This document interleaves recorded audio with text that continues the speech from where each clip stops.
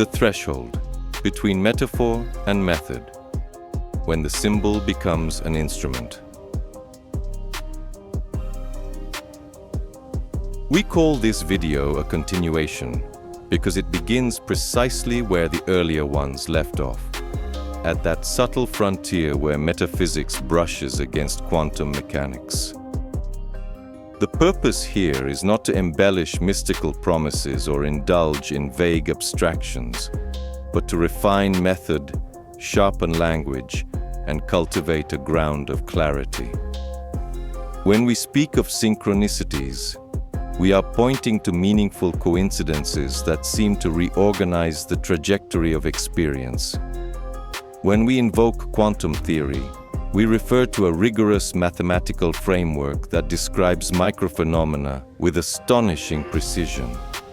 What matters in this space is responsible translation, allowing quantum mechanics to function as a grammar of limits and possibilities, while metaphysics continues to ask the deeper question of meaning.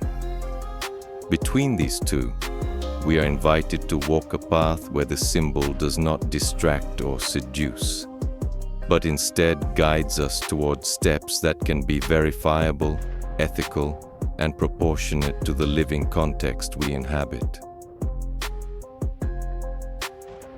Before we advance further, let me extend an invitation in this very first minute.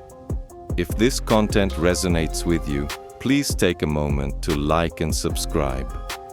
Beyond any algorithm, such an action is itself a metaphysical gesture. Intention crystallizing into act, potential collapsing into presence. Your single click generates resonance, not in the exaggerated sense of changing particles with thought, but in the profoundly human sense of expanding reach, of allowing others who genuinely need this exploration to encounter it. By subscribing, you weave yourself into a circuit of coherence, multiple presences aligned around a shared pursuit, legitimizing the subject and ensuring that the conversation remains alive. It is in this way that a mere symbol, a small button, transforms into an instrument capable of sustaining a real field of learning. Let us treat the symbol with seriousness and rigor. Within semiotics, a symbol is a sign that points beyond itself, requiring interpretation and eventual action. From a metaphysical perspective, it mediates between what one feels and what one chooses. Psychologically, it condenses human needs and hidden potentials. Ethically, it demands discernment, so that it is not abused as a convenient excuse. A synchronicity only matures fully when it crosses three essential thresholds: its appearance, the event that strikes and touches, the attribution of meaning, why this matters here and now, and its practical consequence, the smallest ethical step that flows from it. A symbol without consequence devolves into ornament. A consequence without symbol loses its depth and orientation. What we seek is the convergence, beauty that not only inspires but creates grounding, opening a path that is both delicate and firm.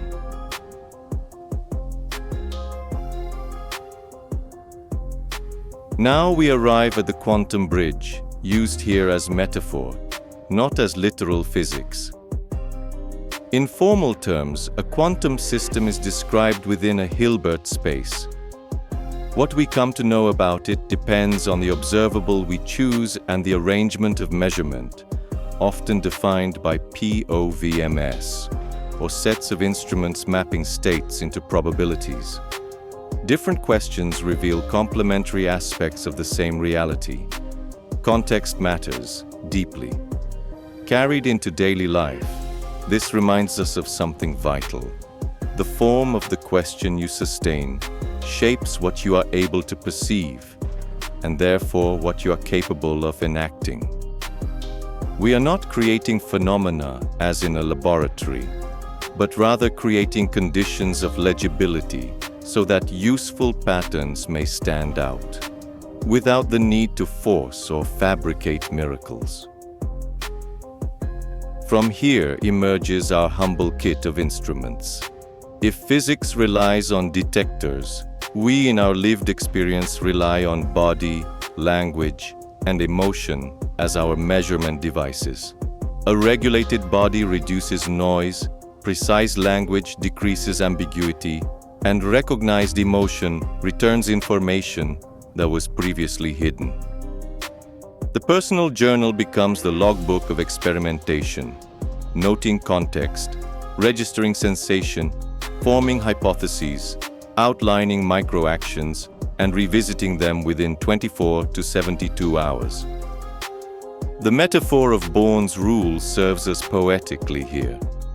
The clearer we prepare the state, by aligning intention with coherence, the more balanced our expectations become, and the less we remain captive to the glamorized randomness of chance. The symbol then stops being an object of fascination and becomes instead a source of information. It does not dictate what must be done, but illuminates where and how small tests can be applied with sobriety. So here is a proposal for the next 24 hours.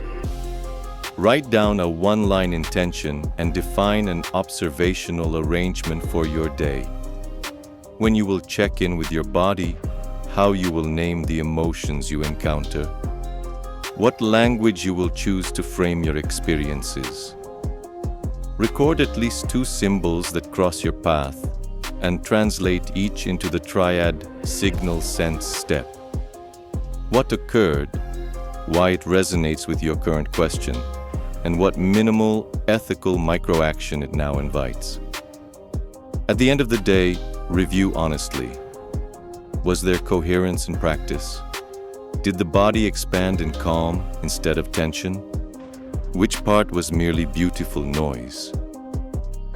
In our next block, we will dive deeper into the ontology of meaning, purpose, value, and practical truth. And we will show how these foundations refine the reading of synchronicities without ever abandoning the precision that quantum mechanics asks of us. The ontology of meaning, purpose, value, and practical truth. When we speak of the ontology of meaning, we are asking what makes something truly significant rather than merely seductive or convenient. Meaning is not just any story we invent at random. It is the quality of an encounter between world and consciousness that provides reliable orientation. A symbol may fascinate, but it only becomes a genuine guide when, through interpretation, it generates steps that preserve dignity and expand the legibility of experience. Metaphysically, meaning is a mode of being and relation that resists both the abyss of nihilism and the trap of blind credulity. It is recognized by 3 fragrances at once: direction that clarifies, care that protects, and a reality that responds with observable coherence. The first fragrance is purpose. Purpose does not mean a grandiose destiny or a monumental goal. It means an ethical direction that organizes attention in the immediacy of the present moment. In teleological terms, we ask, where does all of this want to point within me right now? When intention aligns with a clear sense of purpose, perception itself changes resolution.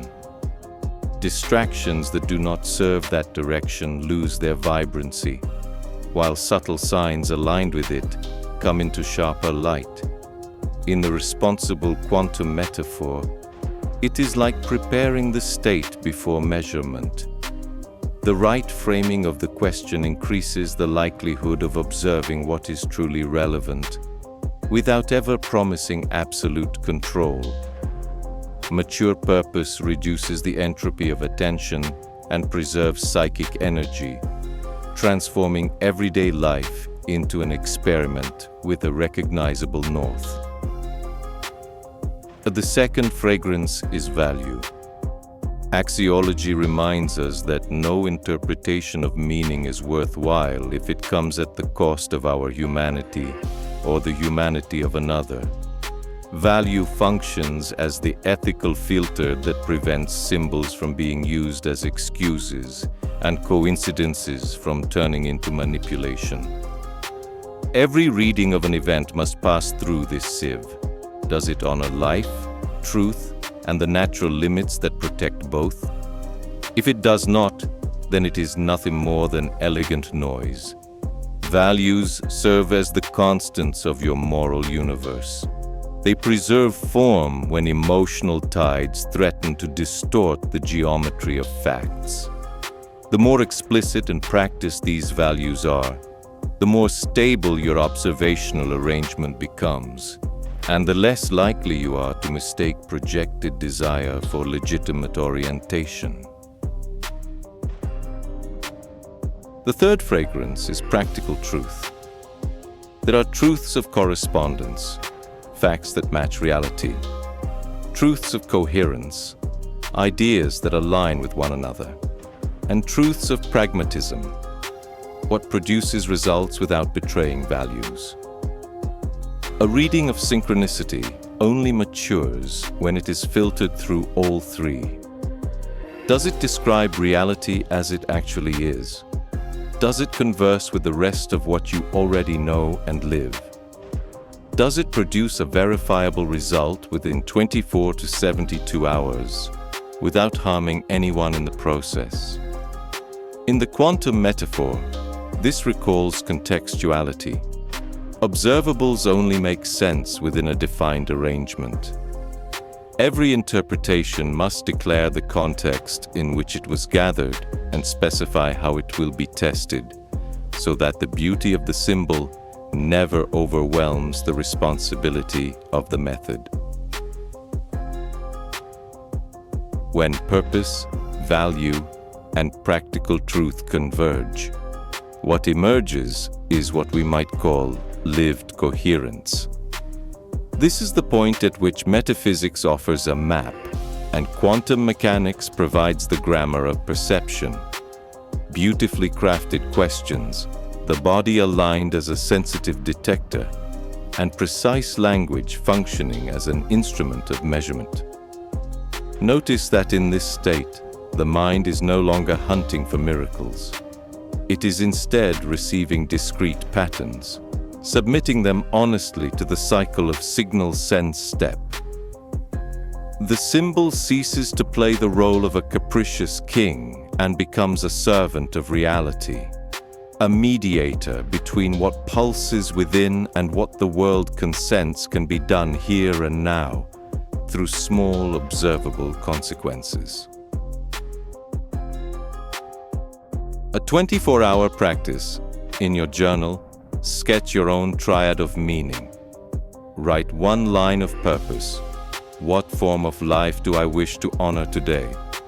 List 3 non-negotiable values that protect that form, and design a test of practical truth.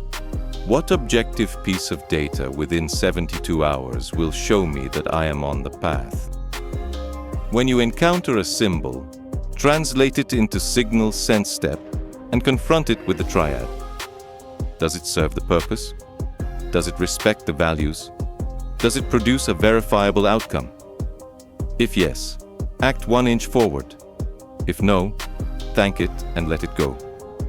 In the next block, we will descend 1 level further into the poetic mathematics of probability, information, belief updating, and Bourne's rule as responsible metaphors to refine your method without ever losing the heart.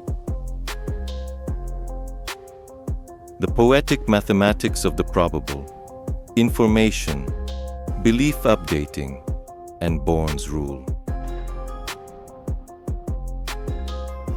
We live our days making choices within uncertainty, And it is here that information emerges as a form of intellectual delicacy, reducing confusion without suffocating mystery. Think of information as the moment when noise becomes signal, because it resonates with the question you are sustaining. We do not need equations to honor this. We only need to understand that every symbol observed can either add weight to or subtract weight from a living hypothesis. When you write down your intention and gather the day's data with sincerity, you are weaving a field of legibility. Particle by particle, the fog begins to thin, and the path acquires enough contour to justify a small, responsible step. A practical way to make this delicacy measurable is through the updating of belief. Before the day begins, declare your prior, a sincere estimate of how likely it is that your hypothesis is valid, and name explicitly what would count as evidence for or against it.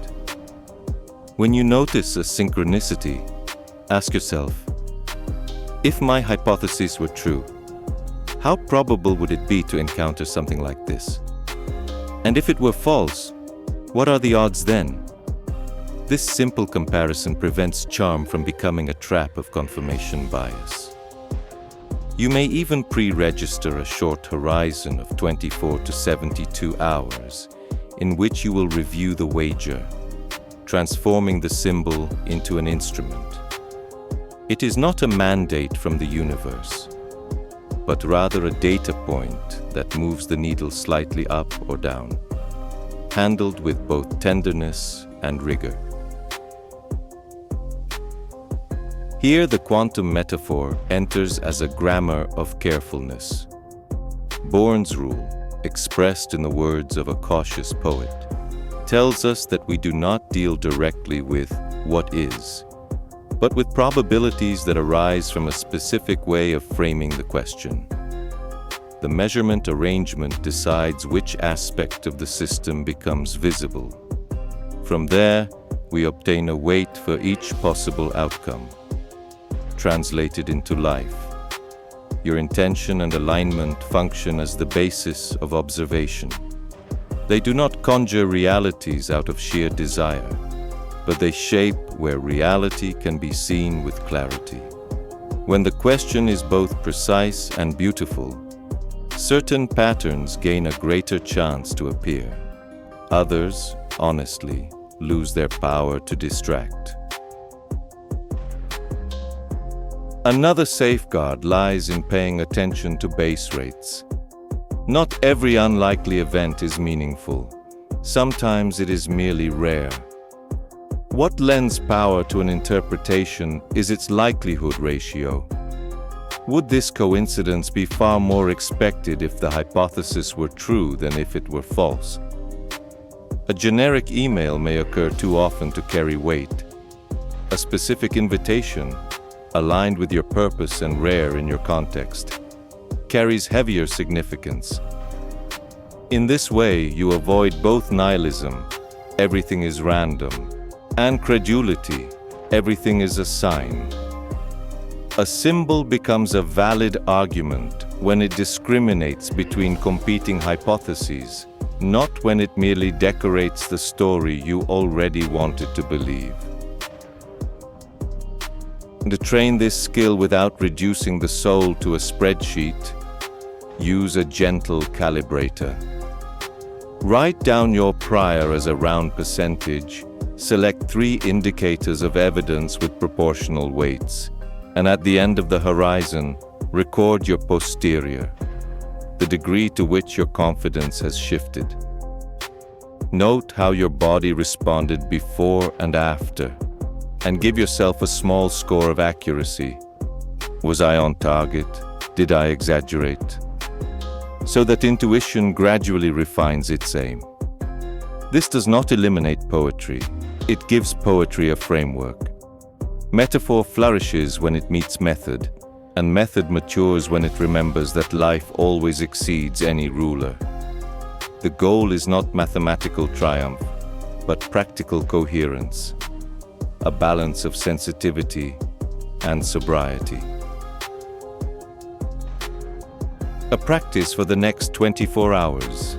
Choose a living decision and formulate 2 mutually exclusive hypotheses about your next step. Write down your prior and declare with simplicity what kind of synchronicity would count as strong evidence and what would remain as nothing more than beautiful noise. Walk through your day with presence, recording each event as signal sense step.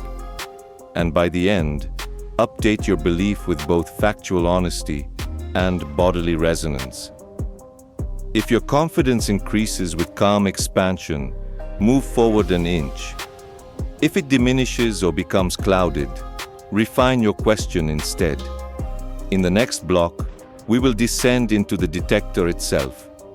Sensitivity thresholds, false positives and negatives, environmental noise, and how to establish conditions that keep your reading sharp without ever losing tenderness. The detector. Threshold. False positives, negatives, and environmental noise. To call the body-mind a detector is to acknowledge that every reading of synchronicity depends on both sensitivity and context. No instrument measures everything. It only responds to what it has been calibrated to notice. In physics, we adjust gain, noise levels, and dynamic range. In life, we regulate breath, language, and the framing of our questions. If the gain is set too high, every small glimmer becomes a signal. If set too low, nothing ever gets through. The real sophistication is not in feeling more, but in feeling better. Defining under what conditions you will consider an event meaningful and under what conditions it remains only elegant noise. A good detector does not promise miracles. It simply delivers legibility. Every detector operates with a threshold. Below it, we interpret data as noise, above it as signal. Metaphysically, the threshold is a pact of sobriety that shields us from both delirium and nihilism. Set a threshold of action that demands convergence. At least 2 independent indications and a bodily sensation of calm expansion. Never tense euphoria. If the symbol appears, but your inner language feels harsh and the body contracts, treat it as incomplete data. A threshold is not a prison. It is a courtesy of method. It reduces the entropy of attention, saves psychic energy, and allows decisions to unfold naturally, rather than rushing to confirm the narrative you secretly wished was true. Accept that there will inevitably be false positives, acting on a sparkle that doesn't hold up, and false negatives, missing a fertile signal due to excess skepticism. The cost of each error must be considered beforehand, like designing an experiment. If the action is reversible and ethical, allow room for a few false positives. They are inexpensive lessons. If the action carries heavy cost for yourself or others, raise the threshold and require greater convergence. The opposite applies to false negatives. When the opportunity is rare and the cost of missing it is high, permit a bit more boldness. This moral economy of error is part of maturity. You consciously choose what risks you are willing to take in order to learn, without damaging what is essential. Almost every false alarm has its roots in environmental noise. In the lab, thermal fluctuations and external interference ruin delicate measurements. In us, it is haste, fatigue, hunger, digital notifications, and unfinished conversations that elevate the background hum of the system. The body contracts, language hardens, emotions hijack the question, and suddenly the detector perceives mirages. Establishing conditions of measurement is therefore part of the method. 3 slower exhalations, shoulders that drop, jaw released, a full minute of silence before interpreting. Only then ask with useful beauty, what is this inviting me to practice right now, in a small and ethical way?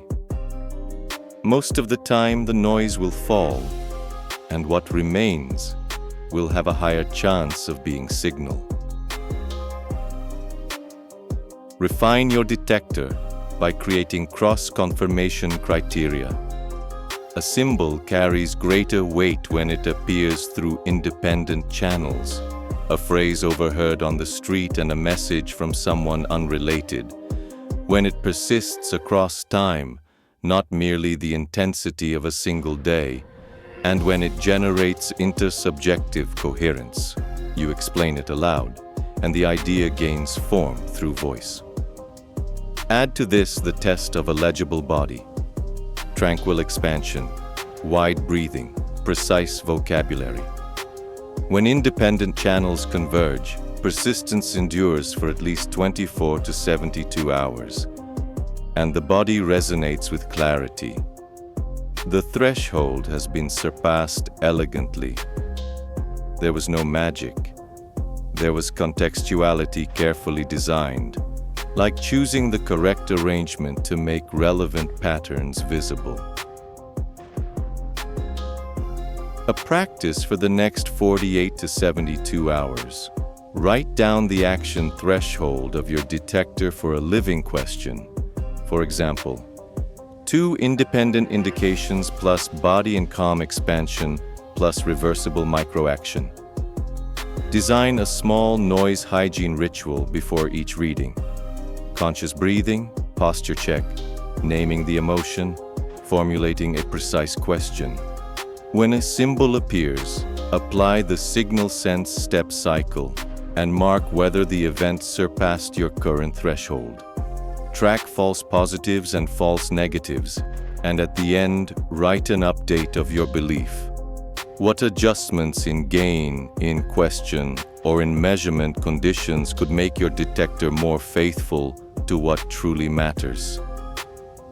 In the next block, we will enter the architecture of resonance, how human systems synchronize phases, and how that can be transformed into agreements and decisions that expand coherence across relationships and communities.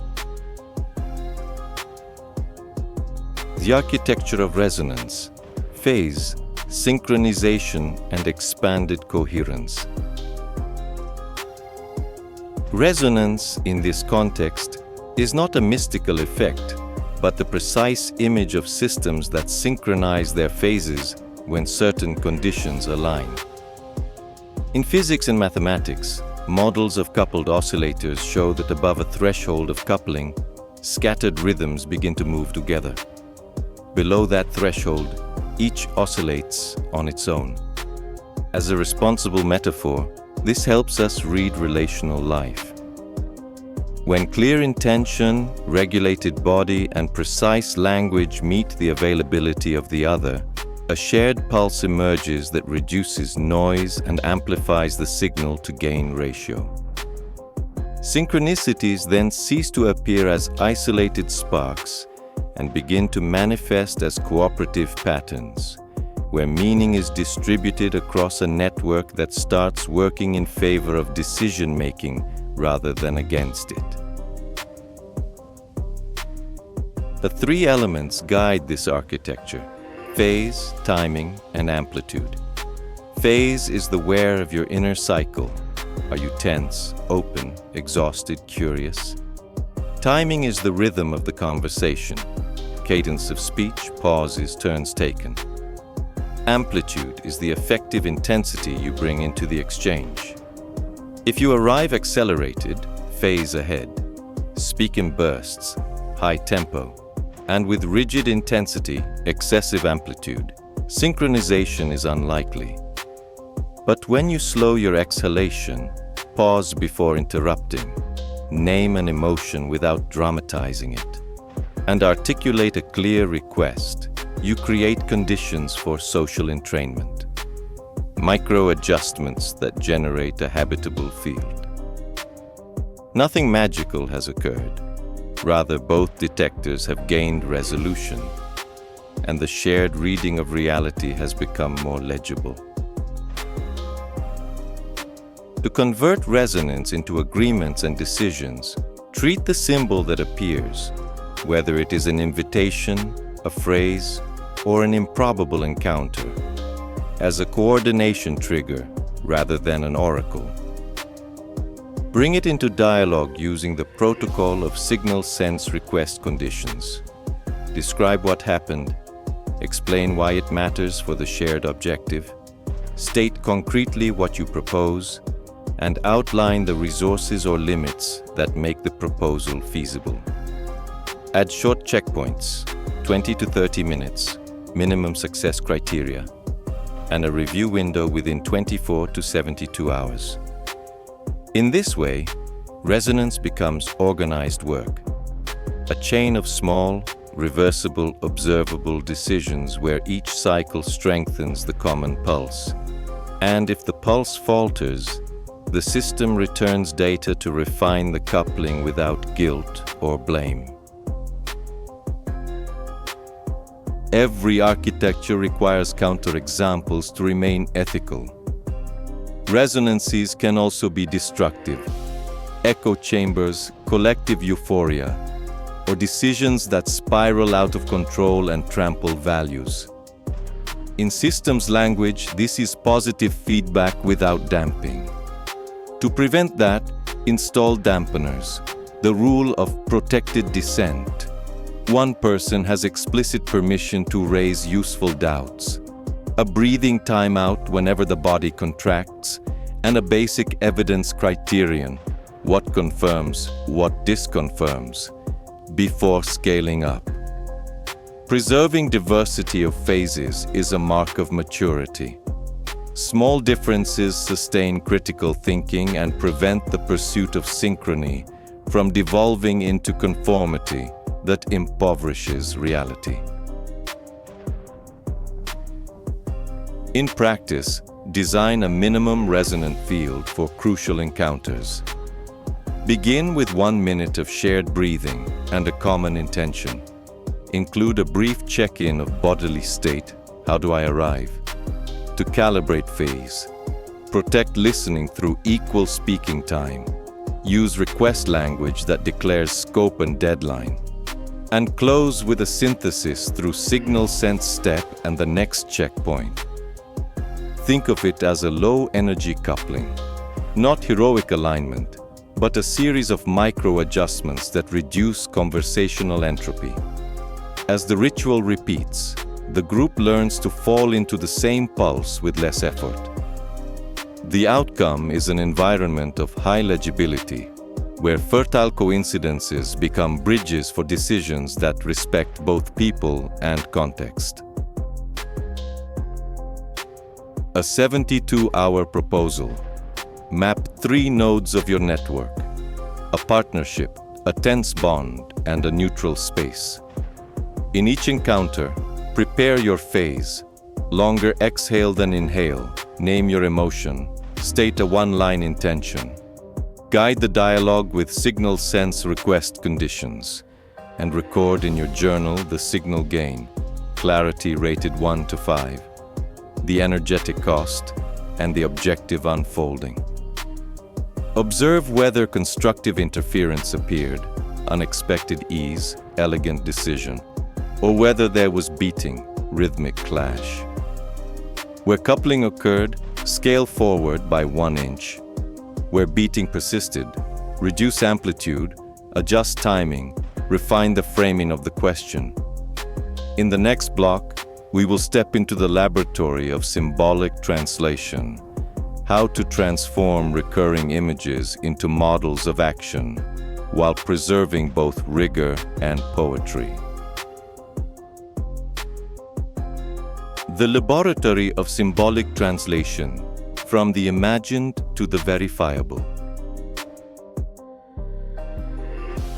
To translate symbols is to stand at the place where poetry meets engineering.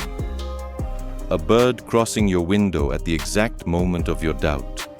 A word repeating itself on signs and messages. A number that insists on appearing at improbable hours. None of these, by themselves, instruct you to act. Yet all of them, when read with discernment, can inform a living hypothesis. Symbolic translation begins the moment you recognize that an image touches a vital question and asks for a practicable verb. Between fascination and action, there must be a bridge built of regulated body, precise language, and ethics. The symbol offers direction for reading. You provide form, limit, and measure. Without this pact, we become collectors of coincidences. With it, we become artisans of meaning. Here, I employ a grammar inspired by quantum mechanics as a responsible metaphor. A chosen symbol functions as an observable. It defines which aspect of your life system you are measuring now. Depending on the basis in which you pose the question, fear or curiosity, haste or presence, the reading will shift accordingly. The arrangement includes measurement conditions, exhalations longer than inhalations, naming the emotion, and stating your intention in a single line. This preparation does not fabricate phenomena. It lowers noise and heightens the chance of perceiving relevant data. The result is not an oracle, but a clearer probability of action, one that still requires real testing. When multiple symbols orbit around the same question, we begin to compose a narrative coherence. Imagine a matrix of translation that operates silently, independence of channels. A phrase on the street and a message in your inbox, a conversation and a book. Temporal persistence. The recurrence stretches at least across one full day-night cycle. And intersubjective legibility. Spoken aloud, the reading gains shape rather than dissolving.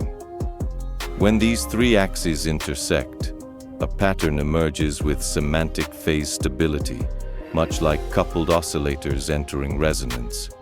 We do not need equations here. We need this principle. If translation remains consistent across different bodies, times, and voices, the likelihood that the symbol is instrumental rather than ornamental rises significantly. The next step is to transform metaphor into operative vocabulary. A bridge image may suggest crossing, but in the laboratory it becomes a concrete question. Which postponed conversation must I cross with respect? A repeating number may hint at a time window and become, within 48 hours I will send the honest draft. An insistent animal might evoke quiet courage and land as, accept a small invitation that expands my horizon. This conversion requires listening to the body. Calm expansion, wide breathing, and precision in language are indicators that the translation has gained grounding. Without a legible body, the phrase slips away. With a present body, the phrase anchors and holds. But to ensure the laboratory does not devolve into anything goes interpretation, symbolic translation declares verification criteria before action. First, a soft threshold of convergence, two independent indications and a bodily sense of calm expansion. Second, a short observation window, usually between 24 and 72 hours. Third, a success criterion that does not depend on applause or external validation. Increased clarity, energy saved, an open conversation, or a small completed delivery. If the step produces practical coherence, the symbol gains weight in your atlas of meaning. If not, You thank the image, update your belief, and refine the arrangement. In this way, the beauty of the symbol serves reality, and reality returns truth to beauty. A practice for the next 48 hours. Choose one living question and allow only 2 symbols to enter without chasing them. For each, write a 1-line translation with a clear verb and a near-term date. Regulate your body, declare your intention, and carry out a reversible micro-action that fits into your present day. In your journal, record the signal sense step cycle, your bodily sensation before and after, the observable effect, and an honest update of belief. If signal gain is accompanied by calm expansion, maintain the grammar. If cloudiness appears, lower the gain, adjust the threshold, and begin again, smaller. In the next block, we will integrate this workshop with temporality and risk, refining measurement windows and decision portfolios so that coherence is not lost when the pace of the world accelerates. Temporality and risk, measurement, windows, and the decision portfolio. Time is not merely a backdrop, it is itself a variable of method.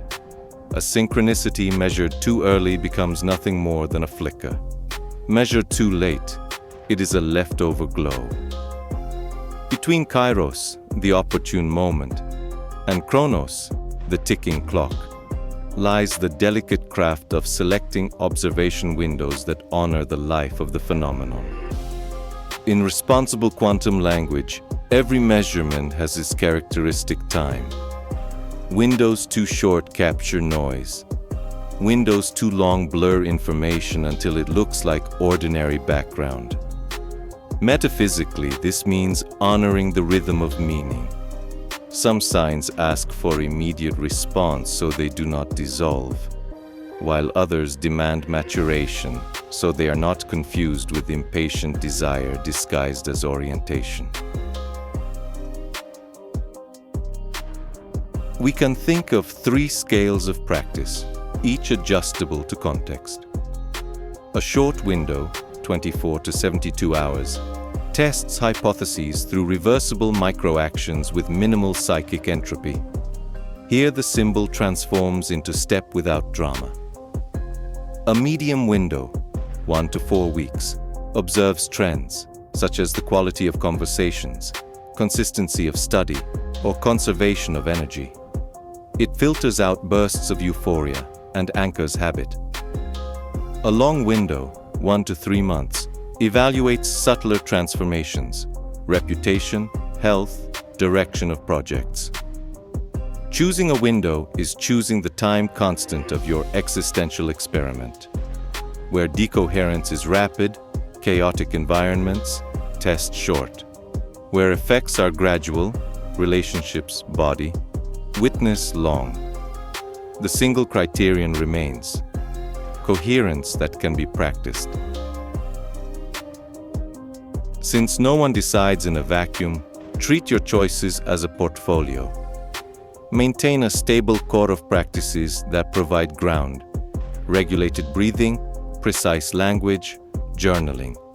And add only a few exploratory bets of low risk, where error teaches cheaply. Distribute your budget of attention and emotional energy the way one would protect capital. Avoid going all in on seductive symbols. Instead, prefer small positions with clear stops, marked checkpoints, and preserved ethics. The financial metaphor does not govern the soul. It simply reminds us that exposure without limits fertilizes anxiety. Within the ontology of meaning, this is called care. Protecting what sustains your humanity while learning from what is still only possibility. Risk also has a second order. Every decision opens and closes invisible routes. An invitation accepted today may block a study you will need tomorrow.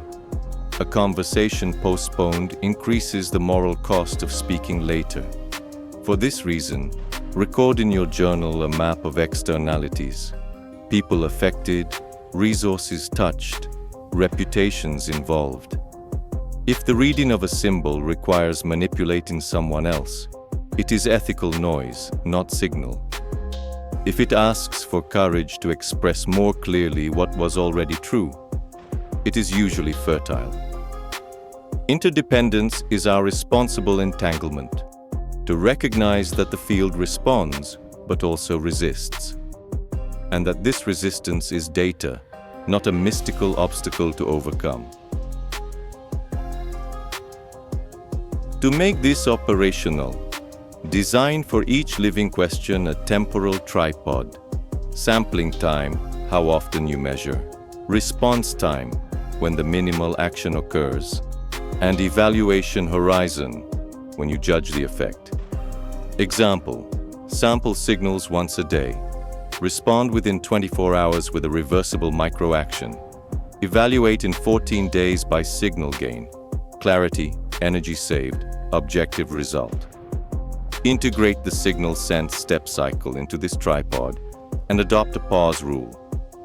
If 2 successive checkpoints fail to show coherence, scale down, refine the question, and reset the body. The method exists to serve reality. If reality does not confirm, it is the method that must learn. A practice for the next 72 hours. Select one living decision and explicitly define the short window, 24 to 72 hours. The metric of gain: clarity scored 1 to 5, energy saved, factual evidence, and the acceptable limit of risk. Execute a minimal step. Record the before and after in body and context, and perform a belief update at the end. If calm expansion and objective data are present, scale forward 1 inch into the medium window. If cloudiness emerges, pause without guilt and redesign the arrangement. In the next block, we will move toward the curation of scaling and elegant closure, a governance of meaning that preserves precision, beauty, and ethics, even as life accelerates. The curation of scaling and elegant closure, governance of meaning in motion. Curation is the art of deciding how much to let grow and when to let go. After symbols have been translated and prototypes tested, the method requires governance. To choose, with both precision and tenderness, whether a path deserves more energy, whether it needs to pause and decant, or whether it should be brought to dignified closure. Metaphysically, this protects telos, the direction of life you honor. In quantum terms, systems reveal beauty only under proper conditions. Excess gain becomes noise, insufficient gain erases the signal. Curation fine-tunes that gain, keeping meaning legible even as the world accelerates, without romanticizing obstacles or forcing miracles. Scaling means increasing amplitude without losing phase. You move forward when 3 convergences remain aligned: internal coherence, clear intention, body and calm expansion, precise language; ecological coherence, ethical impact on relationships and resources; and temporal coherence, reproducible results within short and medium windows. This is the existential equivalent of constructive interference. Waves from different fronts combine without breaking the system. If, when you articulate your hypothesis aloud, it gains contour. If reality's data increases clarity, and if the psychic cost remains modest, then move forward an inch. Scaling is not shouting louder. It is amplifying what is already in tune. Pausing is the practice of deliberate decoherence. preventing automatic habit from collapsing promising possibilities.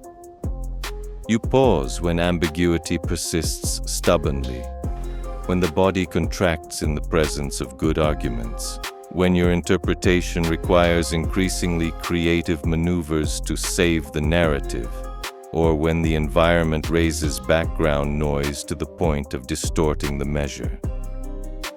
A pause is not indecision, it is method hygiene. Reduce scale, reformulate the question, return the body to axis with long exhalations, reinstall 24 to 72-hour windows, and let silence inform you. Many readings recover phase once emotional heat dissipates. Others reveal that the next step is, in fact, closure. Closure is the act of releasing degrees of freedom, so the field may discover new forms. It is an act of courage, recognizable through stubborn signals. Values in dissonance that will not resolve, disproportionate energetic cost endured for weeks, relational impacts that intensify rather than ease, loss of honesty in language, or the need to embellish reality just to keep the flame alive. Elegant closure requires 3 gestures: naming the learning without self-punishment, giving gratitude for what became legible, and recovering resources, time, attention, care, to reinvest where life is still present. The experiment did not fail, it completed its cycle. In the ontology of meaning, conclusion is fidelity to what is. To ensure curation does not become whim, declare governance rules before acting. For each living question, write 1 scaling rule. If 2 cycles deliver stable clarity and ethical benefit, I expand scope 1 level. 1 pause rule. If 2 successive checkpoints blur the reading, I reduce scale and reframe the arrangement. And 1 closure rule. If value dissonance and high cost persist across 2 windows, I conclude with gratitude. Integrate everything with the signal sense step cycle and the triad of intention, alignment, action, keeping checkpoints short. In this way, the symbol continues as poetry that orients, while the method becomes the technique that protects poetry from dissolving into fantasy. Practice for the next 72 hours. Choose 1 project or relationship and write, in a single line each, your 3 governance rules. Execute the micro-action you defined. Set a 20-minute checkpoint and evaluate using both body and facts. If constructive interference appears, serene ease, objective data, preserved care, scale forward an inch. If beating arises, noisy friction, pause and refine the question. If dissonance persists with high cost, close with dignity and release the space. In the next block, we will chart the atlas of coherence, a visual and narrative synthesis of recurring patterns, ensuring that your field remains attuned as you transform symbol into step and step into path. The Atlas of Coherence, Returning Patterns and the Memory of Method. An atlas of coherence is the silent cartography of the paths where meaning has returned more than once. It is not a talisman but a living archive. Within it, synchronicities stop being isolated sparks and become constellations that illuminate decisions. Each journal entry finds its place in this map, crossing 3 discrete dimensions: time, meaning, and impact, so that you see not merely isolated occurrences, but emerging trajectories. In responsible quantum language, the atlas organizes the possible states of your living across different bases of observation. By alternating these bases methodically, You begin to recognize stable patterns that survive beyond the brilliance of the moment, restoring to the symbol its role as instrument rather than ornament. To compose this map, welcome temporal layers as lenses. The short window reveals useful flickers, the medium window displays trends, the long window discloses subtle forms that only appear to those who persevere. Within these windows, mark the families of signals you have already learned. Numerical repetitions, recurring names, thematic symbols, clever deviations, key encounters. Each family is given weight not by euphoria, but by bodily coherence, calm expansion, ethical alignment, and reproducibility across distinct contexts. This is our metaphor for Born's rule. We are not seeking certainties, but weighted probabilities that help separate genuine gold from glitter without amputating the poetry of the path. Over time, the atlas becomes a graph of learning. Nodes that represent recurring symbols, edges that connect each symbol to micro-actions, and annotations of the results that followed. You may notice that certain images only carry meaning when your body is regulated, that certain numbers appear alongside decisions related to study, or that certain encounters foreshadow conversations that need to happen. The map is never neutral. It evolves as you refine the questions you pose to the world. By reviewing it weekly, you can observe signal gain, clarity, energetic cost, psychic effort, and second-order effects, what shifted in relationships, time, or care. In this way, the atlas ceases to be a decorated diary and becomes the memory of your method. Every mature map also includes the art of forgetting wisely. Patterns that fail to reproduce across new windows undergo archival decoherence. Acknowledged with gratitude, they return to the dust of beautiful hypotheses. This is not cold skepticism. It is respect for reality. By letting go of what does not hold, you reduce the entropy of attention, regain breathing space, and create room for fresh readings. This gesture also protects the observer you are. Without the accumulation of obsolete symbols, your sensitivity maintains a healthy dynamic range. Able to perceive the subtle without mistaking mirages for guidance. The atlas, then, remains lean and responsive, preserving only what regenerates trust and conserves energy. Include in your atlas an intersubjective layer. Sharing a fragment of the map with someone lucid is not about seeking approval, but about testing narrative coherence outside your echo chamber. If when you describe a pattern, the idea wilts, it may have depended solely on the heat of your enthusiasm. If it gains contour and generates ethical agreement about next steps, the pattern is strengthened. This is our practice of responsible entanglement, acknowledging that human systems synchronize phases when respect, protected dissent, and precise language are present. This kind of social validation does not make a symbol absolute. It only signals that it can traverse more than one observer without dissolving, often foreshadowing more serene decisions. A 7-day practice. Dedicate 15 minutes at the end of each day to color your atlas with 3 strokes. One for the signal family, another for the time window, and a third for perceived impact. At week's end, write a 1-page synthesis. Which patterns returned? Which questions gained vitality? Which paths request scaling, pausing, or elegant closure? Mark with tenderness and rigor a single wager for the following week, and 2 anchor practices that sustain your observer.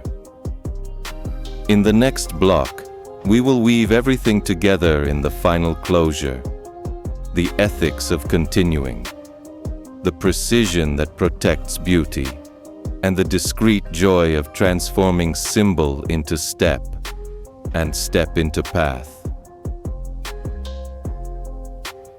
Closing: precision that protects beauty. We arrive at the end of this journey knowing that Synchronicities and Quantum is not a seductive slogan, but a method of presence. Along the way, we learn to move from symbol to step with coherence, to calibrate the observer we are, to honor purpose, values, and practical truth, to update beliefs with both tenderness and rigor. We discovered that clear intention reduces the entropy of attention, and that the body, when regulated, restores resolution to the world. The symbol ceased to be fireworks and became an instrument. Signal, sense, step, written in the journal, tested within honest windows, verified in lived reality. Beauty and precision, the 2 wings that carried us here, have finally learned to fly together. If quantum images served us, it was as a grammar of limits and possibilities. The observer is a posture, not a spell. Bourne's rule becomes a metaphor for probabilities weighted by the right question. Decoherence reminds us that haste and noise collapse possibilities into automatic habit. Entanglement inspires responsibility toward the web of relationships, not mystical shortcuts. We keep complementarity as compass, spreadsheet and poetry, fact and symbol, inside and outside. Whenever one side tries to swallow the other, the reading degrades. When both converse, reality gains legibility without losing mystery. This epistemic humility is what protects beauty from degenerating into delirium. The practical commitment belongs in the ordinary day. In the morning, 1 line of intention. Before sensitive decisions, 1 minute of alignment. Longer exhalations, jaw released, emotion named, a question posed that is both useful and beautiful. Throughout the day, a detector with an explicit threshold to separate gold from glitter. At night, 3 lines in the journal. What appeared as signal, what sense it touched, what honest step followed, and what objective data appeared. This small ritual does not control reality. It institutes the conditions under which reality reveals itself.